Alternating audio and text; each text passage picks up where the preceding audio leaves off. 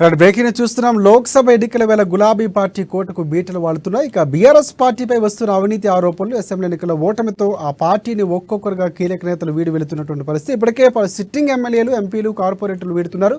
తాజాగా ఆ పార్టీకి ఎంపీ కేకే, మేయర్ గద్వాల విజయలక్ష్మి వీడుతున్నారని తెలిపారు. ఈ నేపథ్యంలో సీఎం రేవంత్ రెడ్డి నివాసంలో కేకే, గద్వాల విజయలక్ష్మి భేటీ అయ్యారు. ఈ నేపథ్యంలో కాంగ్రెస్లోకి సీఎం రేవంత్ రెడ్డి స్వాగతించారు వారిని. అలాగే స్టేషన్ ఘనపూర్ ఎమ్మెల్యే కడియం శ్రీహరి, ఆయన కుమార్తె కూడా కావ్య కాంగ్రెస్ పార్టీలో చేరుతున్నట్లు తెలిపారు. ఇక ఎంపీ సీటు వద్దంటూ కూడా ఆమె కేసీఆర్కు వరంగల్ సంబంధించి లేఖ రాసినటువంటి పరిస్థితి. దీనికి సంబంధించి పూర్తి అప్డేట్స్ అందించేందుకు మా ప్రతినిధి ప్రణయ్ వర్మ మనకి పూర్తి స్థాయిలో అందించేందుకు ఫోన్ లైన్లో సిద్ధంగా ఉన్నారు. ప్రణయ్, చెప్పండి. Thank you Rajasekhar.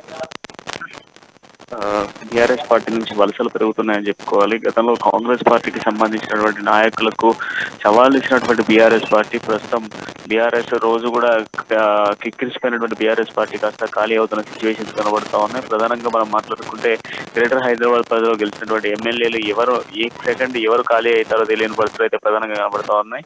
ఇటు కార్పొరేటర్లు, ఎంపీలు, మాజీ ఎమ్మెల్యేలు, ప్రస్తుత ఎమ్మెల్యేలు కూడా పార్టీని వీడి కాంగ్రెస్ పార్టీలో చేరుతున్న సిచ్యువేషన్స్ కనబడతా ఉన్నాయి. నిన్న మనం చూసుకుంటే కేకేను దాదాపుగా కూడా గంట వ్యవధిలో కూడా కేసీఆర్ బుజ్జగించే ప్రయత్నం చేసినప్పటికీ కూడా కేకే పార్టీని విడే ప్రయత్నం చేశారు. ఇప్పుడే కొద్దిసేపటి క్రితమే సీఎం రేవంత్ రెడ్డి ఇంటికి వెళ్లి కేకే నేరుగా కూడా సీఎం రేవంత్ రెడ్డి సమక్షంలో కాంగ్రెస్ పార్టీలో చేరడానికి సిద్ధమవుతున్నారు. అదేవిధంగా గద్వాల విజయలక్ష్మితో పాటుగా 10 మంది కార్పొరేటర్లు కూడా వెళ్లిన దాఖలాలు కనబడతా ఉన్నాయి.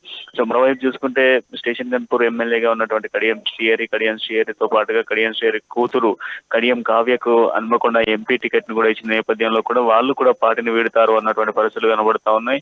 తొందరగానే మరికొందరు నేతలు కూడా పార్టీని వీడేటువంటి అవకాశాలు కనబడతా ఉన్నాయి. రోజు పార్టీ మీటింగ్ లో ఉంటున్నారు. రేపు వెళ్తే కాంగ్రెస్ కూటికి చేరుతున్న సిచ్యువేషన్స్ కనబడతా ఉన్నాయి.